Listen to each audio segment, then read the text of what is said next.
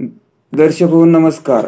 उजनी धरणाची गुरुवार 14 ऑगस्टचे अपडेट आपण घेणार आहोत. उजनी धरण भरलं एवढी एक शेतकरी वर्गाला मोठी दिलासा देणारी बाब आहे.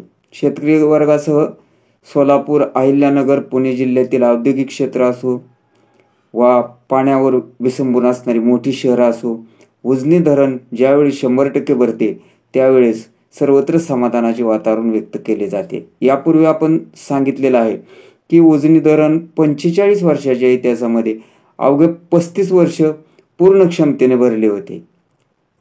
मात्र 10 वेळा उजनी धरण हे भरले नव्हते. आता आज दौंडकडून येणारी आवक ही जवळजवळ 2-2.5 महिन्याच्या आसपास, जसा अवकाळी पावसाला सुरुवात झाली त्यावेळेसपासून सुरू होती आणि अजूनही सुरूच आहे. परंतु त्यामध्ये 2 दिवसात घट झाल्याने कॅनेलचे पाणी अगदी कमी करण्यात आलेले आहे. पुढील अपडेट जाणून घेण्या अगोदर आपण ATN मराठी चॅनेलला सबस्क्राईब केले नसेल तर सबस्क्राईब करा व मिळवा पुढील सर्व ताज्या व महत्त्वपूर्ण अपडेट. दौंडकडून येणारी आवक ही काल सायंकाळी 2171 क्युसेक्स होती, तर ती कमी होऊन आज सकाळी 1819 क्युसेक्स झालेली आहे. भीमा नदीमध्ये पात्रामध्ये सोडले जाणारे सर्वच प्रकारचे पाणी बंद आहे. तर सीनामाडा योजनेतून 180 क्युसेक्स आहे. दहेगाव उपसा सिंचन योजना 80 क्युसेक्स, बोगदा 400 क्युसेक्स. तर कॅनल काल सायंकाळपर्यंत 1300 क्युसेक्सनं कॅनलचा विसर्ग सोडण्यात येत होता.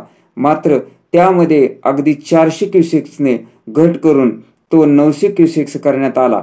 त्यामुळे उजनीमधून सोडला जाणारा संपूर्ण विसर्ग हा 1560 क्युसेक्स झालेला आहे. तर धरणाची आज 14 ऑगस्टची टक्केवारी 102.23 पॉईंट म्हणजे 102% व 23 पॉईंट झालेली आहे. तर धरणामध्ये एकूण पाणीसाठा हा 118.42 TMC झाला. यातील उपयुक्त पाणीसाठा हा 54.77 TMC झाला आहे.